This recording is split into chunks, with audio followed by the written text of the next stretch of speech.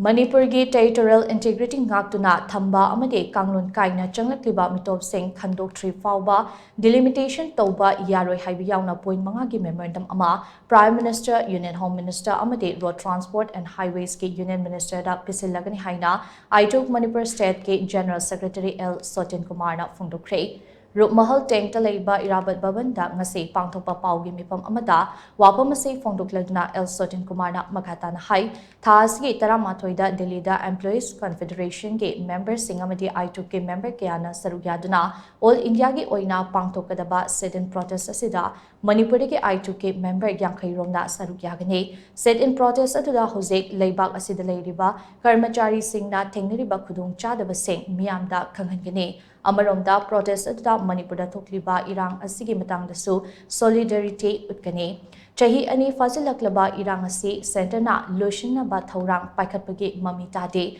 fibam asida Prime Minister na mapalamda chattuna leiraga Manipurda mikop amata oirabasu lakpagi fibam leitre maak na makata na hai hojik state asida oiriba fibam asida Highway Protection Force lingba Manipuri Territorial Integrity Ngaktuna Thamba kanglon kaina changlakliba Meetopsing Khandoktri Phaoba Delimitation Touba Yaroi Lana Sokhalaba State Asida Akhanaba Economic Package ama Lauthokpa haiba wapam sing yauba memorandum ama tha asigi taranithoida AITUC Manipur State na Prime Minister Narendra Modi Union Home Minister Amit Shah amadi Road Transport and Highways ki Union Minister Nitin Gadkari da pishillagani haina mahana makata ke Petroleum pothok machine miyam da lutoba adu hujik so muka Makatana, Miam the Luton the Bagi,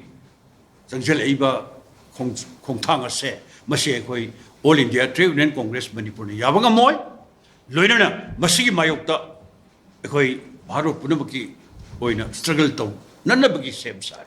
Zatka the Ribandaki, Tangtaraga Matogi, Mas release, Machine Law Tokani, Madudi, Lakata Megitari Kundok, nationwide general strike ama. Because Central Trade Union na singna